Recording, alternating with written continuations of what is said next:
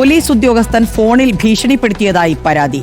Micro finance ഏജന്റിന്റെ സഹോദരനായ police ഉദ്യോഗസ്ഥനെ എതിരെയാണ് യുവതി പരാതി നൽകിയത്. വായ്പാ തിരിച്ചടവ് മുടങ്ങിയത് ചോദ്യം ചെയ്യാനെത്തിയ സംഘം വീട്ടുകാരെ ഭീഷണിപ്പെടുത്തിയ കാര്യം അന്വേഷിക്കാൻ ഫോൺ വിളിച്ചപ്പോഴായിരുന്നു ഭീഷണി. മുട്ടിക്കുളങ്ങര ക്യാമ്പിലെ പോലീസുകാരനായ അജിത്തിനെതിരെ ആലത്തൂർ പോലീസ് കേസെടുത്തു. പരാതിക്കാരിയായ യുവതി ഒരു മൈക്രോ ഫിനാൻസ് സ്ഥാപനത്തിൽ നിന്നും ലോൺ എടുത്തിരുന്നു. 725 രൂപയായിരുന്നു മാസടവ്. ഭർത്താവിന് ജോലിക്ക് പോകാൻ സാധിക്കാതായതോടെ ഒരടവ് മാത്രം മുടങ്ങി.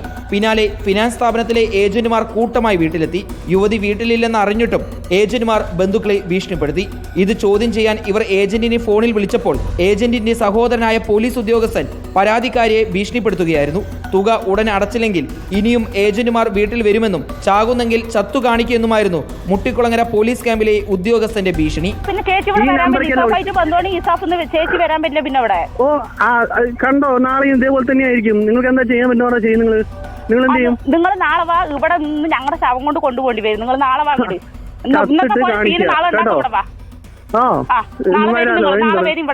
ഭയന്നുപോയ യുവതി സാമൂഹ്യ പ്രവർത്തകരുടെ സഹായത്തോടെ സംഭവത്തിൽ നിയമ പോരാട്ടത്തിന് പോലീസിനെ സമീപിച്ചു.